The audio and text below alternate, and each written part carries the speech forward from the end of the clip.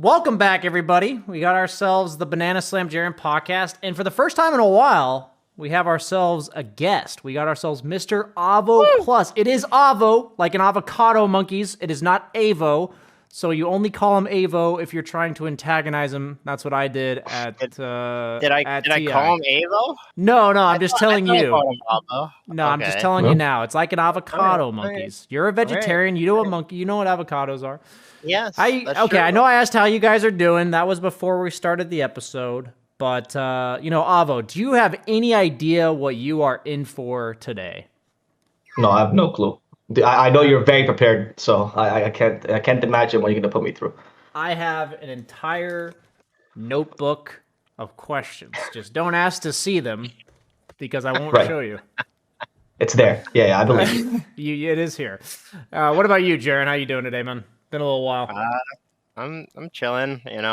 As I told you before, I have a hernia, so it's kind of rough sitting at my computer for long hours. But I got prescribed some painkillers, so it's not nearly as bad now. But it definitely wasn't great for like the week that I had it without anything. Okay, so I know what a hernia is, but how'd you get it, man? Like, what'd you do?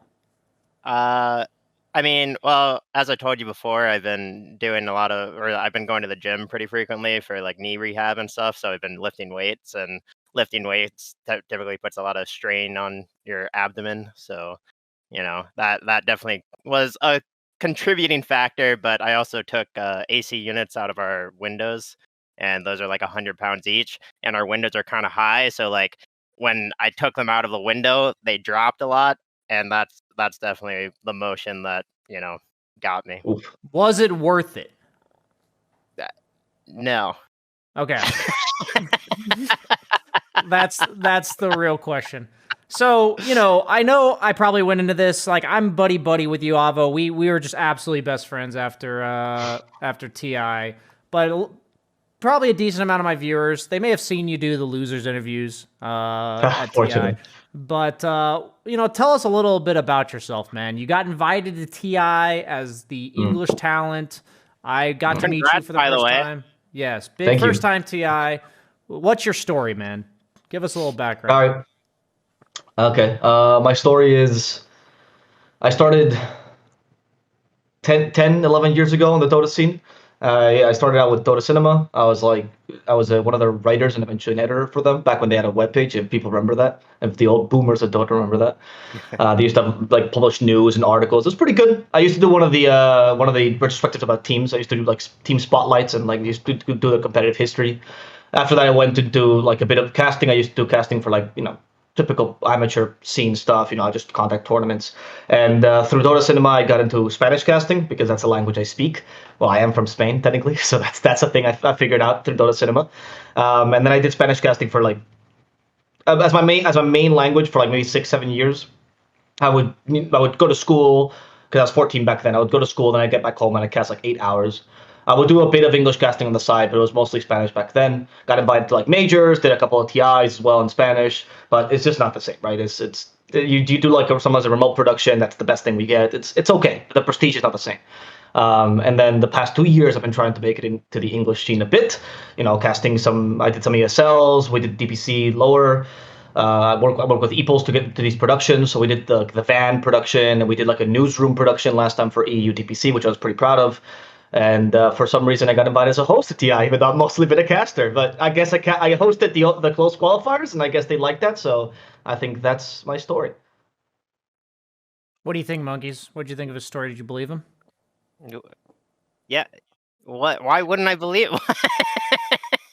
I was like, I remember you interviewed me when not like quite a few times, because none of my team ever wanted to do interviews on 4Zoomers. So you interviewed me quite a few times, and I always thought you were a cool guy. So I was definitely happy to see you make it to TI.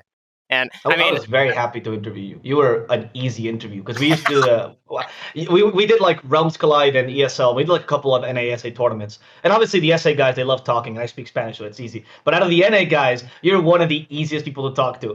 With Brax, we always had the issue that we had to always ask him to put clothes on, and sometimes there was like sometimes it was just a shirt, right? But sometimes he was just full on naked. He would appear in the when we were doing ESL. There was one ESL where he would appear behind the scenes to everyone, like just full on nude, and we all got to see him. And then we had to like turn off the camera, make sure that it was hey Brax, put some clothes on. He's like, oh, I'm getting some sort of fast food. It was bad. Sounds like Wow. Brax. I'm learning a whole new side of somebody I've played Dota with many years. He's great though. He's a great interview. Yeah, no, He's like Brax is a good Jenkins, guy. but He good. used to live in Arizona, actually. I remember. Oh, really? I mean, I had seen him in person before, but one of the first times I really hung out with him was at Suns fans' place. Oh, yeah, for, like a I barbecue remember. game night, and they Yeah, both yeah. lived in Arizona. So yeah, it's small world how the Dota world connects us all at some point. I think Brax is out in California. Props to him, one of the few NA players who is on the West Coast. So he's playing on like 90 ping, and he's still at like he's literally on like SA level ping almost, which is impressive because NA is known to be dwelling on the East Coast like monkeys with 5. So No, dude. I literally got a new computer, and my ping went from like 9 ping consistently to 20 to 25. I paid $3,000 for a new computer to get worse ping. That is unplayable.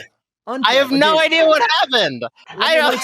Let me tell you. At the Liquid Unplayable. facility, all right, I'm at 8 ping, sometimes 7. But at my place right now, I'm at 15. Oh, dude, Just literally, explain to me. Lost. you explain can't play me. pubs. You can't That's play pubs at home. That's literally almost twice as much ping on average. Like, that's crazy. But, That is. I make do. But, back to one of my prepared questions I had for Avo coming into the podcast was, I'm sure everyone wants to hear it. We want to hear what your perspective on the losers interview was, because we know you got a lot of flack the first day or two. I saw you personally consulting people, doing everything you could to get better at it, but it's obviously an incredibly shitty job.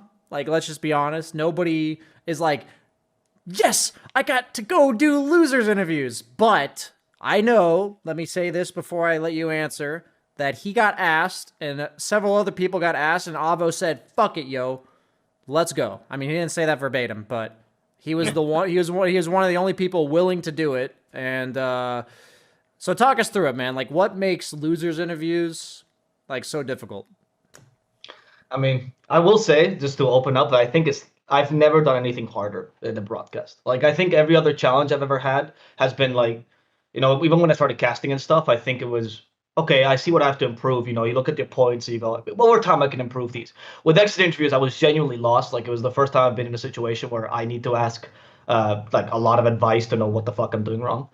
I think this year, and I'm not trying to like defend myself, but I think this year might have been the hardest exit interviews compared to other years as well, because there were 2 factors that made it really difficult. One, which is that I've been informed by Suns fan, who said this, by the way, laughingly, but I think it was kind, that this was the year where they did it earliest, right?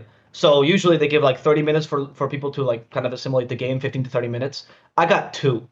I got them right out of their booths. I was like, oh, hey, by the way, I know you lost your dream right now. Let me interview you, right? To the point that as the exit interviews went on and players wisened up to this idea, I always started my interviews apologizing to them, saying, hey, I'm really sorry I have to do this. It's just someone has to do this, And in the later stages, most of the players apologized to me. They were like, I'm really sorry you're doing this. Like, this sucks. I'm sorry you're put in that position. Puppy especially spent like a solid 2 minutes just apologizing that I had to do this. I was like, wow, that's very kind of you. That's all off that was camera, one of the right? factors. That was like before Yeah, you guys off went camera. on, or after you guys Yeah. went on, or when was it? No, it was before. It was before we went on. I tried to talk to them a bit. The first day, actually, one of the reasons the first day was so bad is they didn't give me any time to talk to them, and so I talked to production. I was like, "Hey guys, I need like at least like 2-3 minutes, just so because the players don't know me, just so they realize I'm not a threat. I'm not here to like screw them over. Especially with the translator, that's the worst, right? It's so hard to gain their trust. So after the 5 minutes, it was a bit easier, and usually I would ask him and say, try to make him feel at ease. And the second factor that made it really difficult this year was particularly the masks. I didn't realize how difficult that would make it. I thought the masks would just be something as simple as I can't read their expressions, which was already really hard. Like everyone has crying eyes when they're leaving TI, but the mouth adds so much more depth to that facial expression, right? Maybe they're disappointed, maybe they're like sad, maybe they're angry. Like you can't really tell with just their eyes, and so with the eyes, everyone defaults to sad. And that was a mistake I made in a couple of interviews. Like for example, in the case of Fly or LOA, I correctly identified that they were sad. There was just a pure sadness, almost like a sense of frustration with oneself. And so my questions were along those lines. It was okay.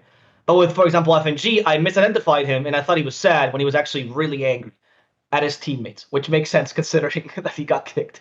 And I messed up there, right? And I kind of like I put him into a direction that I didn't want to, and he kind of just flamed his team, which I guess people like because it's Wait, alliance, okay, but, time out. So I sure. didn't see that interview. What did he actually say Yeah. about his team? What did he say? Well, I mean, it was very covert, but when I asked him like about the loss and stuff, I don't remember the first question. It was like, "What's going on through your mind right now?" I was hoping FNG would give me like an emotional answer, like Fly or LOA did, and instead he was like, "I'm really frustrated. We played bad. My team played bad. My team played really bad." And it's one of those things where you're kind of inferring where he wants to go. And then I jumped on the pyre, and I was like, "Oh, but you lost to a good team." And then I made myself look bad, so he wouldn't start flaming his team instead. And he talked about his own pride and everything. I was like, okay, Christ subverted. But I was really afraid that I was going to start to like just berate this team there. That was a very scary moment because you don't want the player to do that, right? It's a very emotional moment, so they're going to say something they regret, and you want to prevent that the most. So Dude, you're I there totally to be wanted to see that, man. I don't know what you're talking about. I feel I like... mean, viewership would have loved it, but I feel like Yeah. you make a good point. Like F&G probably would look back on that and be like, "All right, I probably shouldn't have spoken while I was so Yeah. emotional there." That's why you give him direction, right? You try to guide him towards a way that doesn't make him feel bad, and it's hard because the first question has to be something along the lines of like speak your mind, right? It has to be something along those lines, and then wherever they take it, you have to go. If they take it, most players will take it in a normal direction, and then you like play off that. And with the mask, it's harder to tell, but you can more or less see where they're gonna go. But if the player takes it the wrong direction because they just had a particularly defeating like bad loss, it's tough because then you just have to go and say, well, it's me or you, and I guess it'll be me because you're a pro player. So that's my job, and it's not a nice job to do. And the last thing about the masks that I thought was very difficult, particularly for me, was I had to redo my facial expressions because my facial expressions as a person I'm used to using my mouth, right? And as I said, most facial expressions that like are serious or solemn or down, any sort of like low energy facial expression will look like you're really depressed when you're on camera. The only interview I was actually depressed for was ROTK because I had to pick him up. He was bawling on the floor, and I had to pick him up, and that was awful. I don't want to ever do that again. I But saw that interview was tough to watch. that Yeah. that was rough. I mean, that was the roughest interview I did because they didn't want to interview, and we kind of forced them to it, and they forced ROTK. And the translator told me there was something along the lines of, "You deserve to do it. Like you have to do this. You deserve to do this." It was not good. It was a terrible interview. I apologize for that Holy one, but shit! I just, They said you Yeah, that- deserve to do this to ROTK. That's yeah. rough. Oh Like god.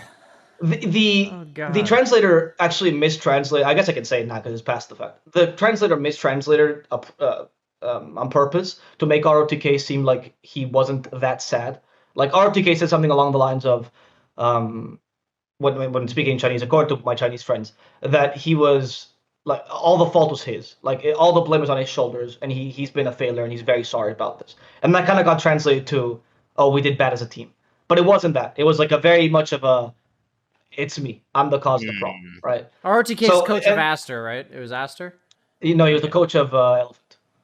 Oh, Elephant. That's what it was. Okay. Yeah, and it was just brutal. It's just brutal because I didn't, especially with the mistranslation and with me just seeing him bawling. I don't know what the fuck to take this. I just want to let you go, dude. Like my question was, I was about to say, please don't make me do this again, right on camera, but I had to stop myself from saying that because that was just awful. That was the worst thing I had to do there. It was really really bad because the guy was having a tough time, and then I had to adjust my facial expressions because of that.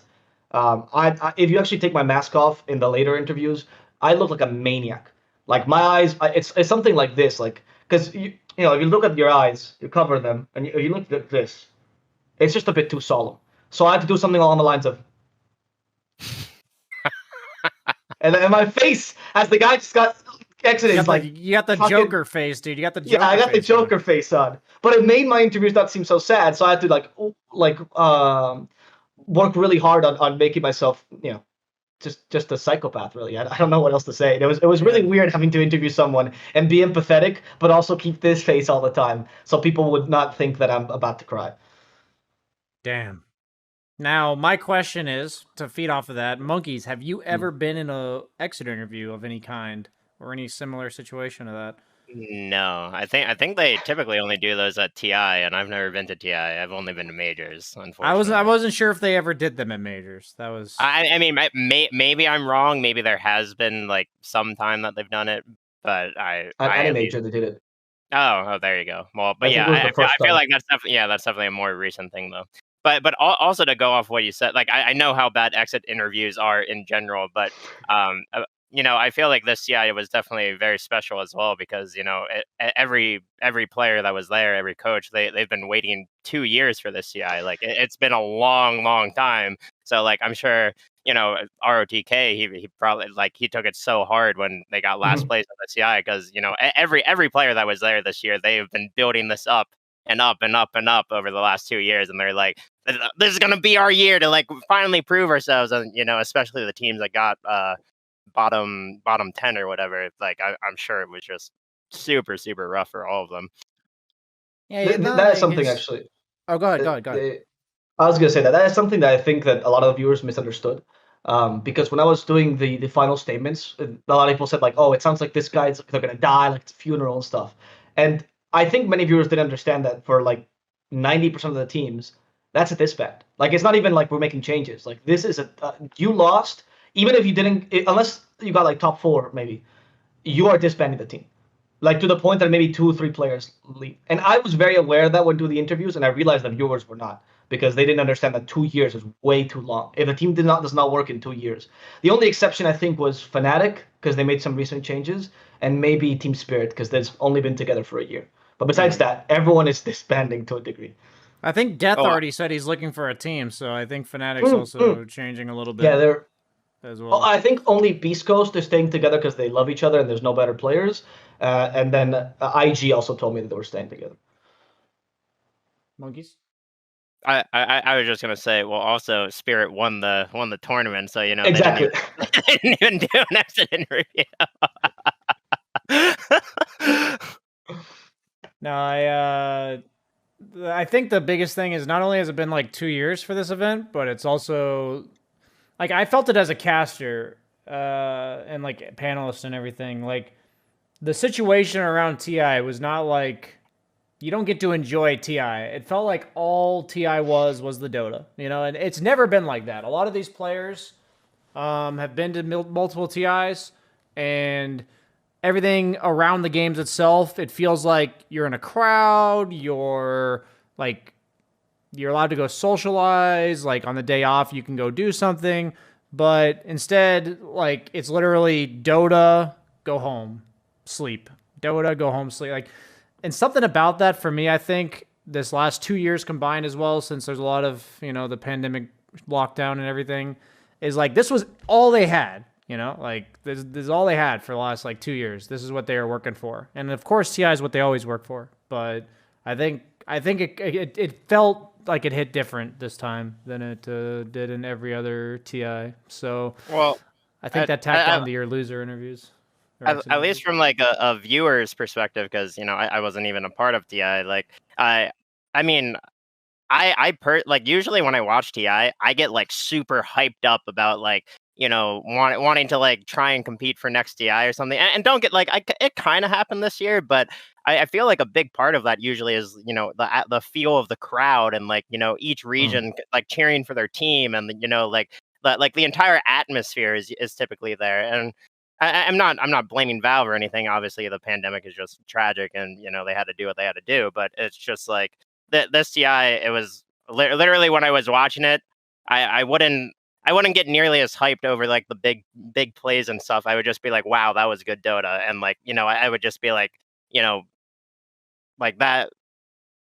I'm just kind of confirming that was at least how I kind of felt about it too. I mean, don't get me wrong. Spirit's Miracle Run was astounding, and like kudos to them. Like I genuinely was not expecting that in any way, shape, or form. When they went lower bracket against IG, I was just like, I don't know. These guys are just gonna get 9th to 12th, but they just pulled through, and it's just they just came through in the end, and it was fucking amazing.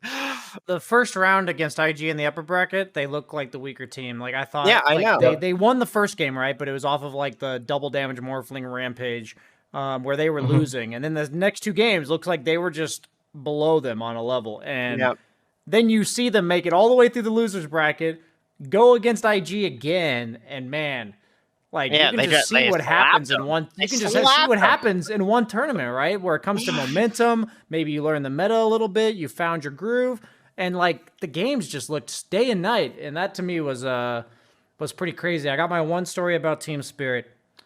They were on the same flight as me, leaving TI, so we were going for the check-in, and it was me, Cinderin, and Aiden, Insania, and me and Insania were just kind of chilling, following Cinderin around, and Cinderin took us through this really stupid pathing in order to get to the check-in, okay? Like, Cinderin does not know how to juke through the trees, absolutely no way, after seeing his pathing through the airport, and we were following him, and there was a place where you could, like, squeeze by in order to, like, stop all the wiggles in the lines. You have to do that to get in the line, and we ended up doing the longest fucking squiggle possible, and Team Spirit just did the little squeeze, and they cut us in line, dude. I'm not gonna lie to you, they cut us in line, all 8 or 9 of them, all 5 players, the managers and girlfriends, whatever, and I was like, if somebody's gonna do it to me, it's the TI winners, man. That's fine. I wasn't even upset. At this moment, it sounded like I was upset, but I baited you. I wasn't actually upset. I got cut in line by TI winners. That felt like something to put on my resume one day. Yeah, that's like being second place at TI, pretty much. That basically, yeah. Pretty much synonymous, honestly. Yeah. This happens a lot, by the way, Avo. I just say something really fucking stupid, and then Monkeys just goes quiet. So I don't know what you want me to do in these situations, VSJ. Look, as a TI host, VSJ, let me tell you, you need to smooth it over with something at the end. Like Jenkins is a really good one. It's back to you, Monkeys, and then it's perfect. And then that's a beautiful segue. No, my favorite thing from Jenkins is it's not necessarily his segues, but when he says, in my opinion, did you like TI Monkeys? Yeah. He'll say, in my opinion, and then follow it with a fucking question to somebody else. Oh, goodness. It's actually the dumbest shit. So, on a more happy note, though, we talked about your exit interviews. Who was the best exit interview? Who was your favorite? I was very happy with LOA because, I mean, the guy just fucking carried it. I'm not gonna lie. People were like, he didn't do anything. I'm like, yes, that's what I want to do. The guy just carried it. It was very nice. I really liked Cuckoo because Cuckoo was happy. I mean, not happy, obviously, he just got eliminated, but he was like pumped for more, and I thought that was I think that's what exit interviews should be to a degree, right? Like, oh, I made these mistakes, like these things happen, but we're ready for next TI, right? And Cuckoo had that mentality, and I thought that was very cool. I got to show that. And then as a genuine interview, just because I guess the guy is so experienced, it was Puppy. Like, the guy actually told me about the game. He told me what he thought about the meta. He told me what he thought about the team. Most teams didn't want to be asked that. And I asked Puppy, like, hey, can I ask you this? He's like, yeah, ask me anything. And he genuinely meant that. And I don't know, I thought Puppy was awesome, honestly. I really would like it if the exit interviews were like even an hour later, because then teams have already digested the loss, and then you can actually talk about Dota. But because they're not an hour later, I never got to ask those questions. So it's only the strongest people that get to talk about it. And obviously, Puppy's the strongest Dota player. Both the interviews were definitely a bit quick. Like, I don't know. It was rough to watch a few of them for sure. I get it, dude. Like, it was rough for me. Imagine how I was feeling. No. I can only imagine how rough it was for you and the players as well. Yeah, so most of the players, though, did come out to me afterwards, like maybe like a day afterwards or so. Like, they saw me in the bar or whatever, and they did and went and like, hey, I'm sorry about the state I was in. I was like, dude, don't apologize. Like, you just lost TI. It's normal. Yeah. So I didn't burn any bridges except for FNG, which I don't think likes me anymore, which fair enough. But everyone else was like quite kind about it. They understood my job was trash. Most of them apologized for what I had to do, and most of them just wanted to give a good interview. It's just a production thing that ended up leading to this kind of awkward. And I'm not really blaming production. I think COVID just limits what we had to do. Because if you didn't get them right after their booths, you just didn't get them at all. Because they would go back to their hotel. They had to put their masks immediately, go back to quarantine. So I get why we did it. I don't think it was the ideal system though. Yeah. Okay, so I also was gonna hosted, ask by the you- way. I didn't just do extra interviews. BSJ. No, You saw me, that but was I the hosted first channels. question. Let me pull up my notebook here. Let me see the next question. Okay, that's upside down. Okay, there it is. I found it. So my next question, Avo, is that was the worst part of TI in terms of the struggle for you. But like, if you took away like one, I want to say like thing you're grateful for or whatever, but did TI like change you at all? Do you feel like there was something about it you didn't know before, or like, do you feel any different after TI? That kind of thing. Like, what's your vibes before and after? You know? I feel like I get to eat for the next year. My bank account's pretty happy. That changed. Go signature No. lines. Yeah, there we go. No, I think that. So I actually want to talk about this because this is something that you talked about before. You remember that you talked about. You had a very funny clip about you talking about why it wasn't nepotism in the scene and stuff like that. Remember that clip, BSJ? That was a good time. Yeah. Yeah, it was a good time. So there was something I realized, and I thought when I saw that clip, I knew what you meant because I had worked as talent before, and I knew what you were trying to say. But I realized when I was at TI that I did not understand what you were trying to say, and that it was actually so much more than that. So something I learned at TI that to me changed me, besides the exit interviews, which were like a real challenge and actually I had to put myself through. Something that was very interesting is that I learned that there's so much more to being a talent than what goes on in front of the camera. And I learned this from other talent. And I don't mean like the typical thing that people talk about is like networking, right? Or I don't know, ironing your shirts, which Slack doesn't do, stuff like that. Like basic prep. That makes sense. But there was a part to a talent that there was part to being talent that like you taught me, and Aoi and Lyrical particularly like really stood out as people that did this really well. Jenkins a bit, which was the Don't idea mention of Jenkins, but continue. Okay, not Jenkins, but you, Aoi, and Lyrical. Okay. It was the idea of like being a good talent behind the scenes and propping your fellow talent forward. And I'm coming in from the perspective of a newcomer, right? So I'm not friends with any of these people, including you. Never will be. No, but I'm not friends with anyone that was there, right? So it wasn't like it wasn't like I'm happy to be with my buddies and this is like a game that I'm doing. It was a very professional sense. But when I was struggling with the exit interviews and when I was struggling in general with like no, just really the exit interviews, and that made my hosting like worse, and I was like spiraling. And even in some situations where I had to like improve my hosting in specific instances, stuff like that. These three people, like I said, Aoi, yourself, and Lyrical, really stood out as people who like gave me proper feedback, helped me improve, helped my mental state. You came up to me a couple of times when I was not doing very well, and like propped me up, right? You would be very understanding, for example. What? Jenkins wouldn't like you telling people this. yeah. BSA has feelings, but not only that, but like for example, you would let me sometimes I was not the nicest person because I was just stressed out, and you were okay with that, and you accepted it afterwards, and you even let it slide and stuff. Like there was a lot of aspects to it that was very, very nice, and that's something that I've never considered as talent because I've never been in such a big tournament with a high pressure environment. And I also thought that in this tournament, people that were like very, very adept at the game, people that have been doing this for a long time, wouldn't feel the pressure.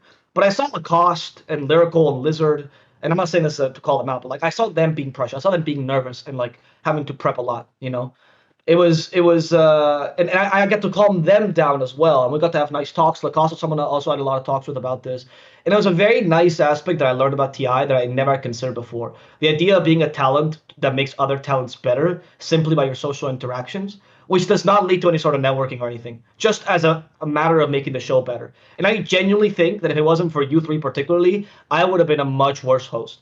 that is something I do well. Like I'm not very insecure about it. I think days interviews was a new thing for me, but I'm a good host. But I would have done much worse if there wasn't these three people to prop me up and make me feel better about myself and make me feel like I could do this. So it was a very meaningful experience. So that was particularly my biggest takeaway and something I learned a lot about at TI. I respect that a lot. I appreciate it. I have a pretty similar. Yeah, I mean it's interesting for you that you say that because for me that's like assumed. And I realize now that that's like not something most people are used to because I was also not used to it at one point, right? Like there was one point where what happened was my first TI that I've done three, you know. But my first one, I was like shitting my pants like on the 1 minute segment I had, and Sheever was the one that just came to my aid. And back then, I barely knew Sheever, like I didn't know her at all. And I specifically remember Sheever just like being the rock that I like absolutely needed. Gave me some advice and then also like calmed me down a little bit and was very reassuring. And I was thinking the same thing as you. It's like I don't even know this person that well. Like we're just meeting. Like why would they even bother doing this? Like a lot of times you question like why? Yeah, like just what's in it for them? Because that's kind of what you're used to, at least in like business sense. Also in the Dota world, you know, coming from a lot of teams, I'm sure monkeys can identify with me here. Like pretty much every teammate, it always feels like to some extent, like you know, they're always going to do what's best for them. So you got to keep an eye out what they're doing. Like feel like if they're not feeling like they're a part of the team, like if they check out of games, you can tell something's off and it's not, it's usually more than what, like you have to look into it. Like they're either looking to leave the team, they're really tilted at somebody on the team and they're not saying anything. But like with the talent, the biggest thing that you just mentioned that I was really trying to say during that clip that I poorly worded everything was that is the environment that all of these talents have created, and that's why we all love working with each other over and over again, because there have been people in the that have come to events and they didn't really fit the mold over time. You know, I'm not going to name names, but like, you know, but there's a reason why all the people that have worked with each other want to work with each other again, and they're all still here. And, you know, I think people like yourself fit in very nicely with that idea. Like you can just kind of tell, you know, you talk to somebody.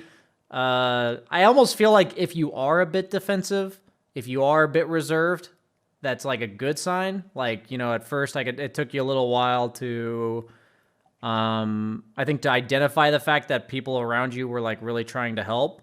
And you're like not trying to step on any toes. That's what it looks like. From my perspective, I'm sure that's what I looked like to Sheever 2 years ago, or I guess 3 years ago. Fuck. But yeah, it's a really cool thing. I think I'm really glad you mentioned it. I would not have thought of that to be your answer. So that's really cool. Yeah, if there was one moment that I would like to highlight because I think this doesn't get talked about enough. Aoi is a fantastic talent. He's like really, really solid, but I think what he does behind the scenes is particularly amazing. And there was a moment where hilarious. I just want to say that he is. He's really funny. But one thing that he did at one point, I was genuinely spiraling because I just thought the ROTK was coming up. I knew Elephant might be losing. My mind was on something else, and if you allow me to weeb out for a second, there was that moment where like the main character and the typical anime is having that literal spiral, and the whole scene starts to fade into black, and then someone comes and like grabs his hand, and then like the whole thing breaks. And go you know. To me that was Aoi. There was a moment where he fist bumped me at the right time. He just read me like a fucking book. He's like, "We're gonna do this," and he fist bumps me, and he literally pulled me out of my darkness. And I have never felt better in my life. You cannot imagine, dude. That moment it will be engraved in my mind forever. If I can do that for someone, I will die a happy man. That was incredible. That's why Aoi won TI. It was so obvious to me. That's the moment I realized.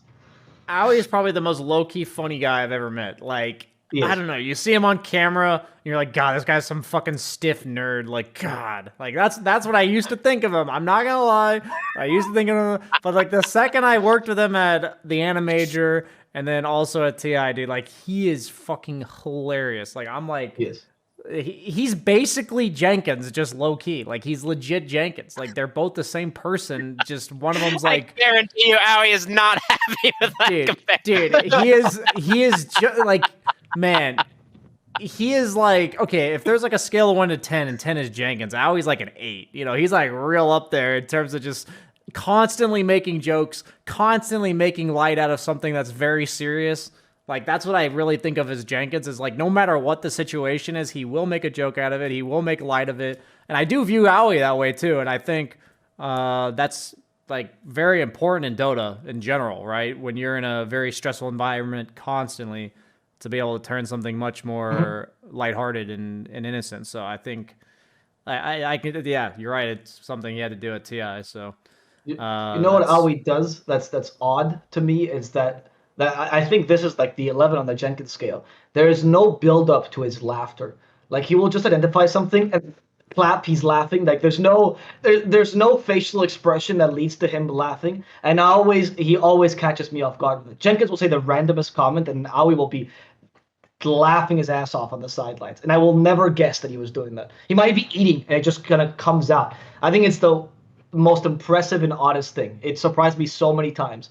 On panel, if I made Aoi laugh, that was my success. Because he just came out of nowhere. It was very satisfying. Have you ever seen Owie in real life, Monkeys? Yeah, a few times. At LAN events when he was on NP and EG. Oh. Or actually, no, maybe he wasn't on EG. I think it was only NP that I saw him on LANs. I remember there was one of my first LANs in a while when I played with Complexity, the iteration that we were at the Boston Major together. I like had just switched to off lane. I like still had no idea what I was doing basically. And I think we picked off lane Terrorblade against Alliance. And at the after party or whatever, I was sitting down at the bar or like at a table or something, and Owie comes up to me and he's just like, what's with offlane Terrorblade? And I'm like, Owie, man, you have to understand. Just read his cue. And then Owie literally pulls out his phone, looks up reflection stats, and he's like, oh, I get it now. That's really good against Luna. And that was the first time I ever met Owie in person. Fucking Owie. That sounds very much like Owie. Yeah, then that does sound. Man, back when Terrorblade Reflection was non-dispellable. Damn. Yeah, non-dispellable, and did like it was something absurd, like 70% damage at level 1 or something, and scaled up to 100%, and it was just nutty. It was so good. It actually, like, you just had a Luna on your team on like a 16-second cooldown, and then you were still Terrorblade. And then there was that one period of time where they released talents, and it was still undispellable, and you had the level 20 talent that made it like 8-second cooldown. Something like that. And wasn't there another talent that increased duration too? So it was like longer duration and lower cooldown or something? I don't know. I mean, I remember it being nearly 100% uptime. That's all I remember. And it was not dispellable. So I remember like pretty much any matchup of Agi carry to Agi carry was just like you'd kill yourself with your own illusion that you can't attack or remove.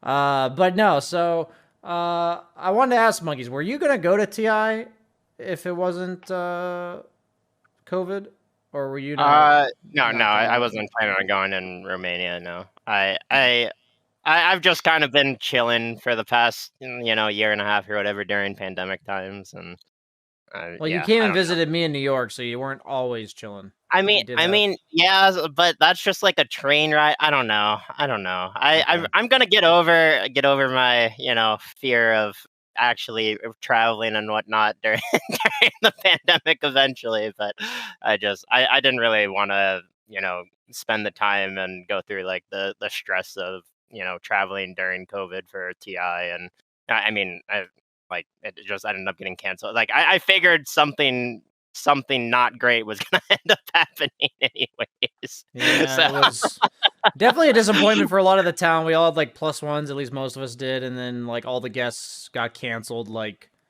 the day before or something. mhm. So it was not ideal. But my question would be moving forward from TI. I always felt like TI was like the great divider. You start anew. It is truly a new day, a new year in the Dota world. So I'll start with monkeys and we'll go to Avo next. Like what's your plan this year? Do you have a plan, monkeys? Are you thinking about playing, uh, streaming? What are you doing, man? as of right now, I'm just trying to get top 10, and I've been doing that pretty. I've been climbing almost 200 MMR a day for like a Shit. couple weeks now. So Wow. What I'm, rank are you at nowadays? I'm like ranked 30 something, like 35 or something. Is that like 9.5 or what MMR is that? I haven't looked at my MMR in over a That's a year. good idea. That's a good idea. Don't look at the MMR. I made that mistake today. Don't look at it. Is it all But Brewmaster or is it what are you doing, man? What's the secret? Tell the viewers out here. How are you doing it, man? a lot of Clickbait Brewmaster, YouTube Bat video. Rider, started playing some Furion. I play like Tide or Magnus or whatever here and there. If Brewmaster is getting first phase banned against me like pretty much every game. So People are that yeah, annoyed, huh? I have over a 65% win rate with it in over That's 100 games. crazy. Wow. You sick fuck. Anybody who dude, you're one of those guys that I just don't understand. Whenever I pick a hero and I win a bunch with it, I get tired of it, man, and I just move on. And I can't. That's why I'm Captain my MMR, monkeys. Don't try to convince me otherwise. Don't let me experience my own reality here. But yeah, All no, right. but monkeys is the guy, Avo, that if it's a broken Bat Rider patch, he's Oh, I playing. know. He's playing 80% of games Bat Rider. That's what he's I- gonna I've do. I've casted Monkey's games a long time, and one of my favorite things to do when he was playing was draft predictions because I was always getting it right. And then a pool of 3 heroes he would select from, and then if 2 of them were bad, he would select the third one. It was awesome. It was great, and the viewers were always like, "Oh, he's so smart. How does he know He's done his Monkey's hero pool homework." so well?" Yeah, I practiced. No, I did. I do like watching the hero spammers play. I want to see you play Brew, dude. I love Brew. I have not seen you play Brew in a long time. Brew is actually so broken. I'm surprised I kind of went unnoticed at TI because I like.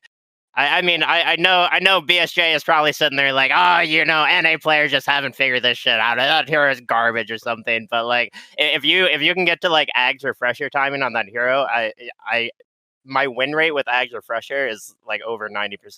If I can Do you get to just that rush point it? you literally go like Vessel to run around the map and just proc your W, and you just are so annoying with that. Like it Uh-huh. does like 700 damage or something, Yeah, and it's pretty good. reduces health regen. So, and then you just get when you hit level 12 in Ags, you're like double ulting in team fights. You control their carry. Tiny Brew is literally my tiny counter because I just lift him up, kill his team, lift him up, kill his team, lift him up, kill his team, and then his whole team's dead. And then Tiny comes down and you're like, all right, 5v1, we got him, let's go. And then about 40 seconds later, he dies. Yep. That's my experience with Tiny. But Brewmaster, somebody asked in chat what hero you're talking about right now. So you got top 10, or you're going for top 10. Do you know what's next? Or are we not looking that far? Because usually when I come to goals, I got like my week or two goal, and I don't have much further than that. So is that what we're looking at right now? See, BSJ, you have your life together. You actually plan ahead. Me, on the other hand, I just go, all right, I'm going to get top 10, so maybe more people want to watch my stream. And then past that, who the fuck knows? I'm just going to keep playing Dota, probably, I would assume. Well, see where things take us. Well, we got people here that you did raid me, by the way, before this. I just noticed that. Thank you. But we have people here that could easily be candidates for your viewers. And as long as they stick around to my stream until it ends, you guys should check out monkeys_forever on Twitch. Yes. That's where it says Monkeys Dota on there because I believe that's your like Twitter handle. That's my Twitter. Yeah. I tried getting Monkeys Forever so many times, but it's just taken. Someone is impersonating me. I don't know who, But someone like whenever I try and make Monkeys Forever in any other game, in like anything, it's always taken. And I'm just like, who wants to be a monkey forever? Like what? Ah, Monkeys, if I ever make $1 million, I will spend some of that money hunting down this to person. give me that name. Whoever this person is, we will find them. Just pay Twitter like $5,000 or something. I'm sure they'll be like, oh sure, we'll give it. Like it doesn't even have followers or anything on Twitter. It's just someone has it. I will find this person. Thank you. It's Jenkins. That's the right answer. Dude, when I made my email, so back when I realized I needed a business email, it was like a year after I started streaming. So I went on to gmail.com and made my new email, and I typed in bananaslamjamma at Gmail, and it was taken. I was like, the fuck? So that's why my email is the bananaslamjamma, but like, I mean, come on, like, I was like, who took my name? Why? Why are you taking my name, people? They just do it to fuck with you. That's what I've learned. I swear. Sick bastards. But okay, we got enough out of Monkeys. He said he's getting top 10, not much past that. What about you, Avo? What's in your plan for this year? Anything new? I mean, I'm hoping to get Div 1. That's what I'm hoping to get. I really want to do if you ever got the chance to see, even if it was just a clip, our production of Div 2 of EU, or we did like a bunch of bits, we had a whole theme to it and stuff. I would really like to be able to implement that in a Div 1 coverage. Like a proper, like, I mean, no offense to the Div 1 coverage that we saw last time, it's just very standard. I think for maybe regions like EU, that's okay and that flies because it's just okay coverage. But I think that for other regions which are lesser known, especially by the English audience, like SA, for example, or SEA even to a degree, if you make a good production, people will watch. One of my clips on EU, like nobody gives a shit about Solo's team. And I made a clip about me covering a riot where they were all chanting Solo's name, and that clip has over 50,000 views. The game itself had 2,000 viewers. Really? Right? Like, yeah, and people were like, "Oh, this fucking Solo's back on team." People message me, it's like, "Is Solo back on the tier 1 team?" No, quite the opposite actually. He's in open qualifiers now. But I think that I would like to do that for a Div 1. Some sort of like old style Dota, like 2GD production of like scuffed that looks like people really put a lot of hard work into it, but with more creativity than it does have production like value per se, like not in money necessarily, just hard work. Yeah. I would love to do that for any sort of division. So if you're looking to hire me, TOs, I will work so much for you. I know I'm Spanish, but I break the mold, okay? I only take 2-hour siestas a day and usually only 6 days a week. 1 whole day of full work. That's what you get from me. And I will make your division look so nice. If I was a TO right now, I would be sold. The siestas, I believe, sell me here. I do think that atmosphere has kind of been like a lost art, and not like completely, but the whole just kind of like chill setting of just having like a good discussion that just kind of like really brings it all to Dota and just like really shines on everyone's personalities and whatnot. I agree. That's what we try to do with Div 2, and I think that you can do that with Div 1 as well with a lot of divisions. It just requires a bit of extra work, and so it's tough. I get why it doesn't get done, right? But I'd like to do it just out of personal pride. I never did this for Div 2 out of like trying to outshine myself. It was just like we talked about the product, and then at one point I was like, I'd really like to do this, and Richie'd be like, okay, and so I would like spend my night writing the script, and then we do the bit, and then when it's done, the sense of pride that you get from it is very special because it's all yours, like you produced it, you filmed it, so it's a very unique feeling. Monkeys? Don't do it, BSJ. Don't do it. I know what you're doing. Just don't do it. I'm not gonna do it, Monkeys. You caught me. No, I this is the first time we've had a guest in a while, and I forgot about what like the dynamic that it changes. Me and Monkeys, we just talk about random shit, and the conversations always take some random ass turns, and it's fascinating because we've taken different random ass turns because we have a guest here. So it sounds like it's the same vibes to me, but there's definitely topics we would have never discussed between the two of us. So I just want to say I forgot what it was like, and I appreciate you being here, Avo. Just throwing that out there. You're a wonderful person, Avo. He's never what are said you that to doing? me a single time, Avo. I don't believe that. He was voted in our NA qualifier stream. He was voted most wholesome streamer in Me, NA. of So course, yes. Me, of course, yes. actually, yeah, I remember that discussion. Jenkins said something along the lines of, "I like BSJ's stream. He's very wholesome because he has no feelings." Fucking Jenkins, man. And then feel he like made some sort of comment about seagulls. I don't know. I forgot. Yeah, it's probably about crows. That's what he seems to. Yeah, crows. Yeah. Yeah, crows seems to be. Well, he thinks I eat crows or something like that. I don't know. That's. Oh, you fucking... just snap their necks because eating implies that you're actually doing something good with the crows. Right? Oh, I'm actually like not just murdering them for pointless entertainment. Yeah, exactly. Like you have to murder them Yeah. for pointless reasons. Otherwise, you're not a psychopath. Otherwise, yeah. Jenkins does like to say, dude, okay, Jenkins is fucking relentless. So there was like he advertised my voice line like the day voice lines Yeah. came out for no reason on Twitter. He also did it on his YouTube videos, and he also saw that his sales spiked when he advertised mine. Okay, so this guy is some fucking evil genius that I need to like. I need to hone in on exactly what you gotta stay one step ahead. Apparently, he's got the meta going. And today, somebody on Twitter asked, if you were a caster and had your own voice line, what would you have it be? And Jenkins replied, keep it PMA, keep it BSJ.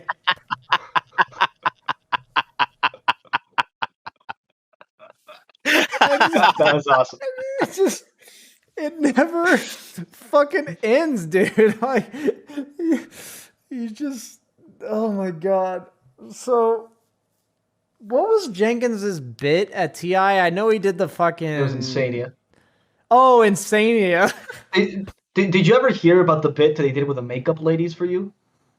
I did not hear about this bit. So the makeup ladies, Aaron particularly, was very much into true crime, right? Which is, of course. And we had a conversation one of the first days, and we're talking about the Zodiac Killer for some reason. And then I told her, it's like, oh yeah, he actually got caught a couple of days ago, right? Like she's like, oh, I didn't know. She's a big fan. She went to watch the podcast. But Jenkins was there doing his hair as well, because that would take longer than Effie's. And he said, well, isn't that convenient for Brian, right? And then he like went to the whole tirade. And so he repeated this almost daily because we always had the same makeup schedule to Aaron. And the final day, right, we were discussing this, like, yeah, you saw the podcast, right, with the Zodiac thing. He's like, yeah. But like, Jenkins has been telling me that it was very convenient for Brian. And now that he mentions it, Brian was in a similar place to where the Zodiac Killer was. I'm like, God damn it. Jenkins convinced the makeup ladies there was a chance that you were the Zodiac Killer. Which I thought was ingenious, really. People think Jenkins is like acting on camera or whatever. And the thing is, like, you see him on camera and he's doing like a quote unquote bit. He calls him a bit, he's just doing some act or whatever. But that's literally his fucking life. His entire life is just, what can I fuck with people? Like, the one day he just said he's gonna be Insania. It was during the group stage, and he like borrowed one of Insania's jerseys, and then he was just on panel saying, call me Insania, like I'm Insania now, like, and he did it for like the rest of the event, dude. He renamed himself Insania on Twitter. and oh my god, dude. Oh my god. It's very funny. I remember he went to every single host and asked us, call me Insania. And I was the only one who was like, yeah, sure. I remember Sumi was like, what? But you're not Insania. Why would I call you Insania? That's offensive to Insania. But for a whole panel, we did that. And then Slacks came into that panel. And then I was calling him Insania. And Slacks was like, what? That's not Insania. And that was a whole tirade he had for, like, I saw it 5-10 minutes about Jenkins not being insane. He was so pissed about it, which was hilarious. Slacks and Jenkins was a panel. My favorite thing about this entire bit was he stopped the bit somewhere around like beginning of the playoffs, but he referred to Insania as Insania Prime for the rest of the fucking event. Yes. He's like, I'm Insania, he's Insania Prime. I'm just like, and he still referred to that. Oh my god, dude, it never fucking ends. But no, I mean that is the best part about these relationships that I've created with people in the Dota scene. Is like you always come back to these things. You know, with monkeys, you come back to veganism. With Avo, we'll have our history, Avo. You know, it's gonna be the exit interviews. Yeah, it's gonna be the exit interviews. Yeah, it'll be you telling me like what I need to do on panel right after we get done with panel. That was a good one. I'm fucking sorry. I'm sorry about that. No, there was like, just for people that have context, there was like a little bit of an awkward flow on one of our panels, and he felt like there wasn't enough of the players getting mentioned, so he wanted to clear it up. It was you and Effie, and I have never. we didn't mention a single team's name or player's name. It was all heroes, and then I remember seeing Twitch chats people were like, "Wait, who's playing again?" Because it was just heroes, and I get it, but that was. But the way you said it to me after the panel was definitely like, "You suck. You need to do this." I'm so fucking sorry. But no, I understood at the time that he just wanted to get shit done. And you know how I understood that, Avo?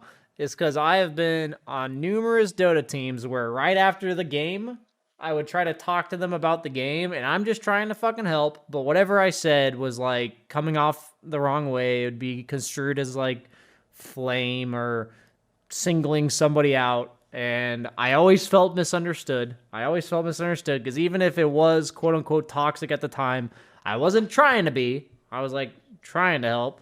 So, you know, stressful situations cause stressful shit to happen. You make mistakes or you do things you don't mean or whatever.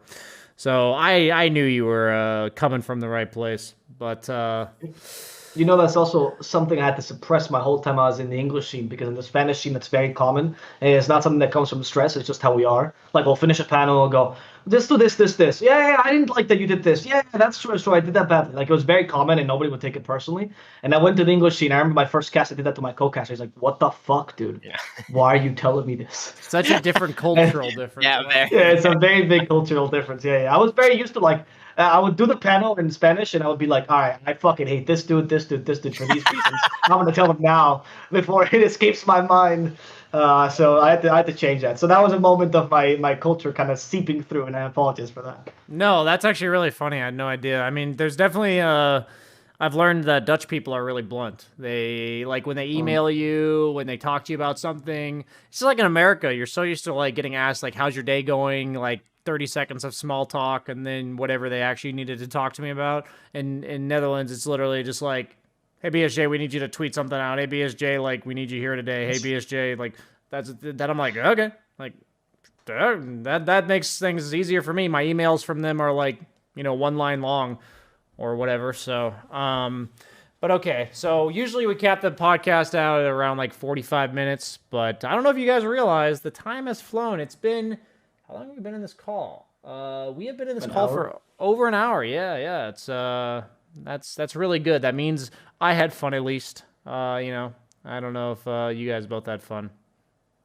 I hate you, BSJ. Okay. I enjoy both of you. I think you're a very wholesome duo. So thank you for having me. Yeah, no, we really appreciate you coming by, Avo. Yeah. Monkeys really appreciates it because he doesn't have to hear my voice 2/3 of the time. He gets to. Thank goodness. You know, I actually enjoyed who I was talking to this podcast. He does not get paid enough to be on this podcast. So, but no, it was really great to have you on, bud. It was nice meeting you at TI, Avo. Monkeys, you know, thanks for doing your job today. Good job. Do you pay him? Good job of not forgetting VSJ. Yeah, thank you. Sorry about the last minute reschedule, by the way, Avo. We are usually super organized. I do not believe that.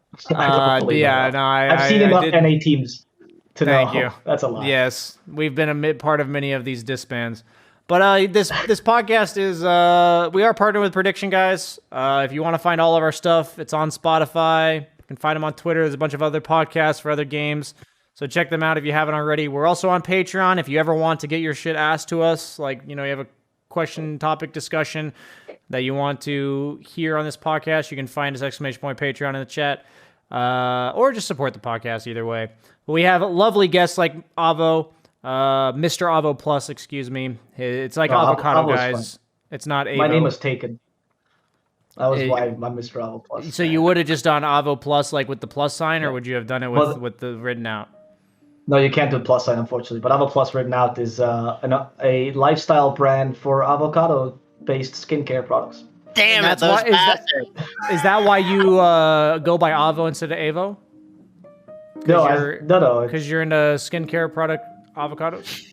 No, I found that later. They talked to me on Facebook because I have a bigger page. If I could promote their brands, like, oh, we share the same name. I'm like, no. Okay.